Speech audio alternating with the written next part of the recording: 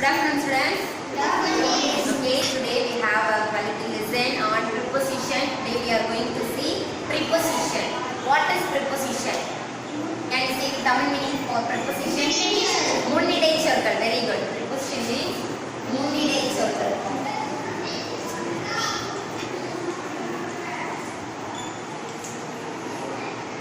முன்னிடை சொற்கள்.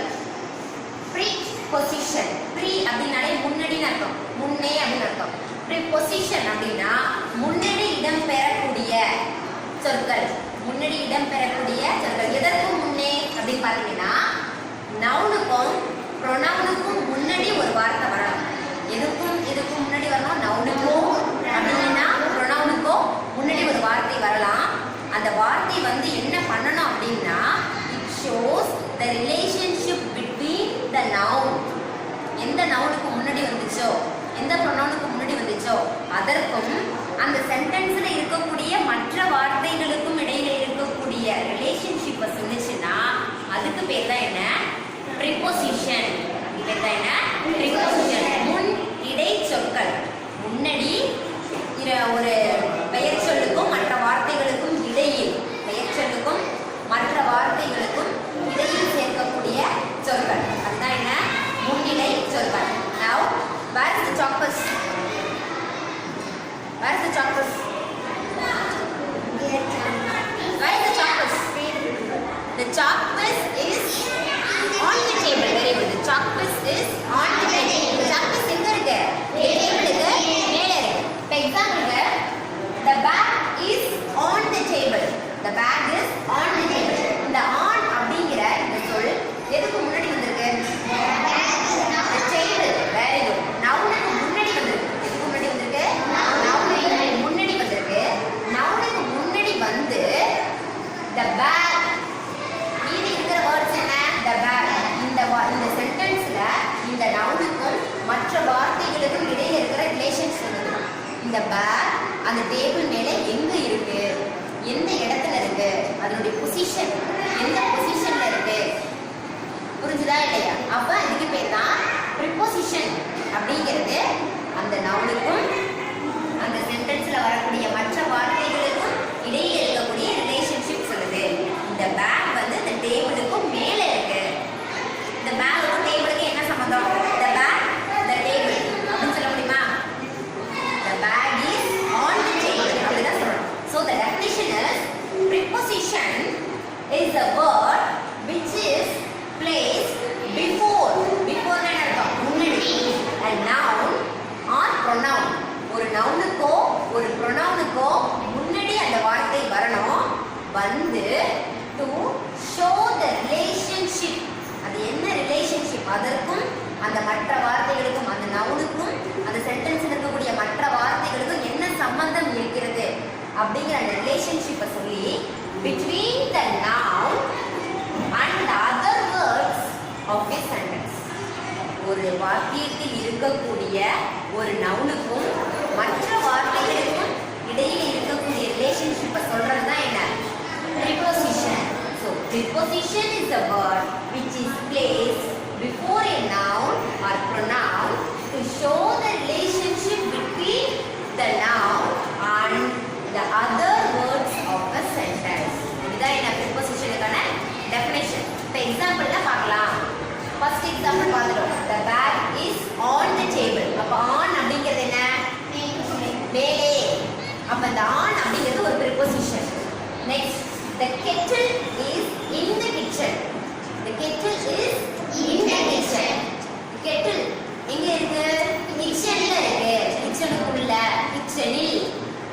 அப்ப அதுக்கு தான் என்ன பண்றோம்? உள்ளே அப்படிங்கிறதுக்கு in யூஸ் பண்றோம். அடுத்து he laughed at me. He laughed at me. அவன் என்னை பார்த்து சிரித்தான். அவன் என்னை பார்த்து ஒரு ஆக்ஷன் இங்க நடந்திருக்கு. சிரித்தான் அப்படிங்கிற ஆக்ஷன் நடந்திருக்கு. அந்த ஆக்ஷன் யாருக்கு நடந்திருக்கு? யாரை பார்த்து? laughed at me. என்னை பார்த்து சிரித்தான். Okay, he laughed at me என்கிட்ட சிரிச்சான் அப்படின்றது. என்னை பார்த்து சிரிச்சான் அப்படின்றது. he laughed at me. Then simple prepositions. அந்த simple prepositions के kinds இருக்கு.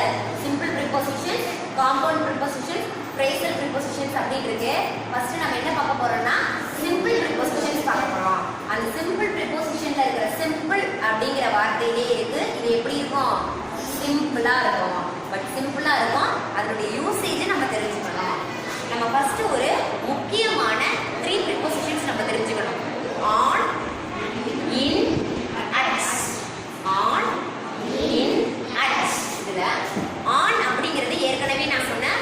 அதனுடைய பிளேஸை பொறுத்து சர்ஃபேஸ் ஆஃப் தி திங் மேலே இருக்கு அப்படிங்கிறதுக்கு என்ன வரும்? on அப்படிங்கிறத யூஸ் பண்ணுவோம். The knife is on the table. The knife is on the table. அடுத்து ஒரு பர்టిక్యులர் டேட்டுக்கு முன்னாடி பர்టిక్యులர் டேட்டுக்கெல்லாம் முன்னாடி தேதி நாள் இதுக்கெல்லாம் முன்னாடி என்ன பயன்படுத்தணும்? on யூஸ் பண்ணணும். I born on 4th July. I born on 4th July. ஒரு தேதிக்கு முன்னாடி என்ன யூஸ் பண்ணணும்? on தான் யூஸ் பண்ணணும். அப்ப on எங்கெல்லாம் யூஸ் பண்ண போறோம்? மேலே அப்படின்னு சொல்ற இடத்துல. then before the dates. before dates சில தேதிகளை குறிக்கிறதுக்கு முன்னாடி அங்க என்ன யூஸ் பண்ணணும்? on யூஸ் பண்ணணும். ஓகே. then in யூஸ் பண்ணணும். in அப்படிங்கிறதுக்கு ஒரு மீனிங் என்ன சொல்லிருக்கீங்க? in அப்படிங்கிறது என்ன? onனா மேலே பார்த்தோம். இன்னனா உள்ளே. உள்ளே. onனா மேலே, இன்னனா கீழே கிடையாது. இன்னனா என்ன? உள்ளே. the pen is in the box. pen எங்க இருக்கு? பாக்ஸ் உள்ள இருக்கு. உங்களுடைய பென் எங்க வச்சிருக்க? where do you keep your pen? the pen is in the box. Box உள்ள இருக்கு. அடுத்து I go to my village in the summer. in the summer. அப்போ என்னுடைய வில்லேஜ்க்கு நான் சம்மரில் போறேன். கோடை காலத்துல போறேன். பர்టిక్యులர் டைம் தரல. கோடை காலத்துல நான் எப்பவுமே என்ன பண்ணுவேன்? கோடை விடுமுறை வந்த உடனே நான் என்ன பண்றேன்? சம்மர் ஹாலிடேஸ் கூட வச்சுக்கலாம். சம்மர் ஹாலிடேஸ்ல நான் எங்க போவேன்? என்னுடைய கிராமத்துக்கு நான் எப்பவுமே போவேன். அப்ப இன் சம்மர்னா அந்த கோடை காலத்தில் அது ஆரம்பிச்சு முடியறதுக்குள்ள எப்ப வேணாலும் அதை பர்టిక్యులரா இந்த நாள்ல தான் போவேன்னு இல்லை. அந்த சம்மருக்குள்ள நான் எப்ப வேணாலும் போவேன் அப்படிங்கறத குறிக்கிறதுக்கும் அங்க என்ன யூஸ் பண்ணுவாங்க? இன் யூஸ் பண்ணுவாங்க. மாதங்களுக்கு முன்னாடியும் என்ன யூஸ் பண்ணுவாங்க? இன். Before months. ஏன்னா அந்த மந்த்ல எப்ப வேணாலும் நடக்கலாமா? அங்கெல்லாம் என்ன யூஸ் பண்ணுவாங்க? இன் யூஸ் பண்ணுவாங்க. அடுத்தது அட். அடுத்தது என்னமா? அட். ஏற்கனவே என்ன பார்த்தோம்? அட் அப்படிங்கிறது லவ் டச் மீட் ஒரு ஆக்ஷனுக்கு பர்టిక్యులர் ஆக்ஷன் இந்த இடத்துல எப்படி நடக்குது அந்த பர்టిక్యులரைஸ் பண்ணாலே அட் வந்துடும். இந்த அட் அப்படிங்கிறது எப்பொழுதுமே டைமுக்கு முன்னாடி என்னதான் யூஸ் பண்ணணும்? At 6 o'clock, at 7 o'clock. Okay, the school starts at 9:30. 9:30. A particular time, particular அந்த டைமை சொல்றாங்க. அதுக்கு டைமுக்கு முன்னாடி என்ன யூஸ் பண்ணணும்? at யூஸ் பண்ணணும்.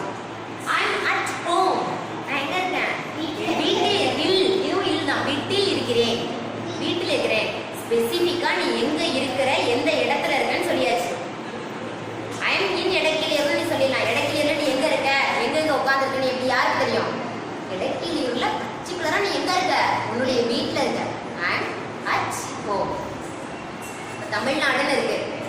தமிழ்நாட்டில் எத்தனை டிஸ்ட்ரிக்ட் இருக்கு, அத்தனை டிஸ்ட்ரிக்ட்லேயும் எத்தனை ஊர் இருக்கு. அப்போ இன் தமிழ்நாடுன்னு தான் நம்ம சொல்ல முடியும். இன் தமிழ்நாடு, தமிழ்நாட்டுக்குள்ளே வேற பிளேஸ் இருக்கா? அந்த மாதிரி வேற பிளேஸ். பர்టిక్యులரா இந்த இடத்துல அப்படின்னு ஒரு இடத்தை குறிப்பிட்டு சொல்லணும்னா we can use at. Now we are at classroom. We are at our grammar classroom. இந்த கிளாஸ்ரூம்ல நம்ம இருக்கோம். இதை பர்టిక్యులரைஸ் பண்ணி வேற எந்த கன்ஃபியூஷனும் இங்கே கிடையாது. இது ஒரே ஒரு கிளாஸ்ரூம் தான் இங்கே இருக்கு. we are at our grammar classroom. இந்த மாதிரி at அப்படிங்கிறது பர்టిక్యులர் இடத்தை, இந்த இடம் தான் அப்படின்னு நம்ம ஸ்பெசிஃபை பண்ணி சொல்லும் பொழுது இந்த இடத்துல என்ன சொல்றோம்? I am at home. நான் வீட்டில் இருக்கிறேன். நான் வீட்டில் இருக்கிறேன். that அப்படிங்கிறதும் இல் அப்படிங்கிற மீனிங்ல வரும். வீட்டில் இருக்கேன், வீட்டில் இருக்கிறேன். கோவிலில் இருக்கிறேன். கோவிலில் அப்படிங்கிற மீனிங்ல வரும். ஸோ